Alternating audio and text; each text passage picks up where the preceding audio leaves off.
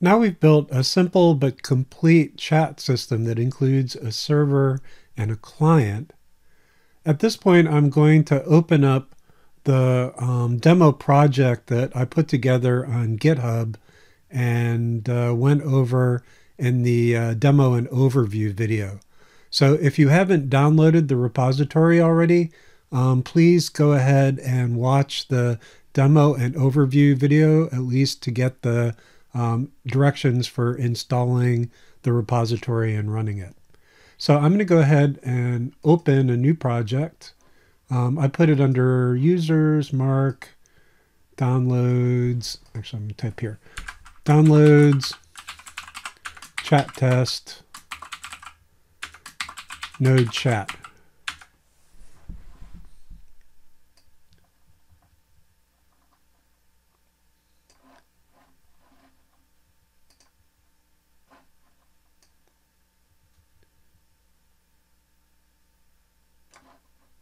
Chat demo, node chat.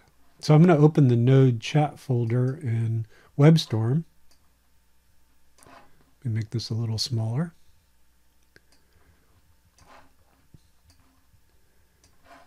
So right here is the readme.md file, and it includes some simple usage. Here's the command to install Blest, how to start the server, how to start the client, and you can hit escape or Control-C to exit the chat client. It also runs only on localhost right now. It'd be pretty easy to change it to talk over the internet, and it uses port 1234. So let's go ahead and open the node chat folder. There's the node modules where I've installed Blest. And there's a server, which is just one file. And if you look at this, it's almost exactly what we developed in the series of lecture videos. Some of the stuff is in a different order. Since it's event processing, it's mostly event handlers. You can declare your event handlers in a wide range of orders, and it will all work exactly the same because the code runs when the event happens. But pretty much the same code as before, and this is standalone.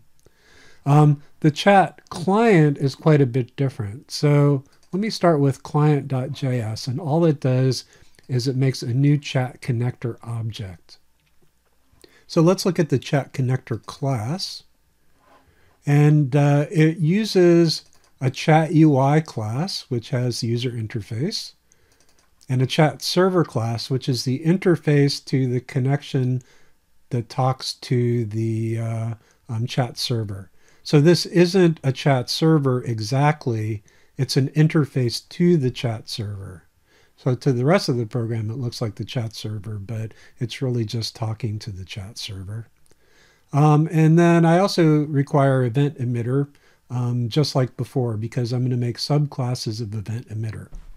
So this particular file only has one export. It exports chat connector, which is a subclass of event emitter. So the connector is going to emit events.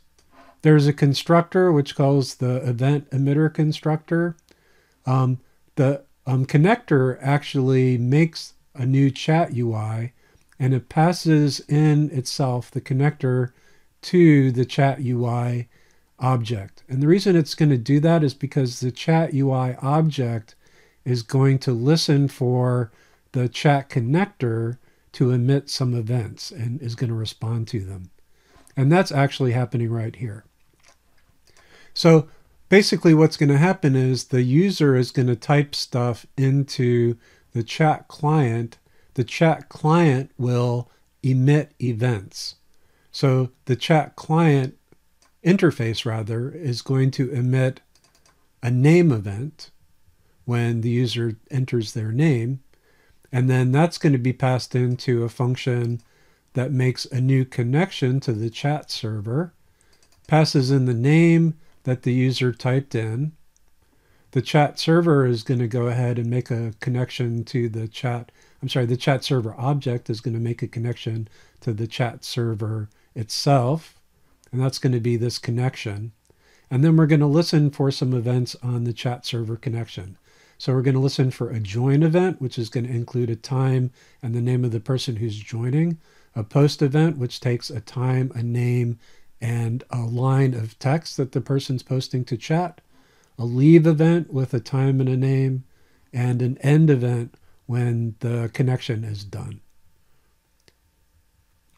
And this will also be the client's cue to exit. So basically, if you kill the chat server, that will break the connection with the chat client.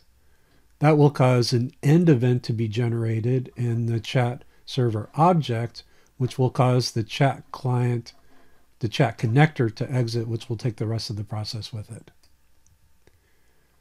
And then in addition, we're also listening for a post event on the UI, which means that the user's typed a line of chat, and an end event on the UI, which means the user has exited, either by using Control-C or by hitting escape.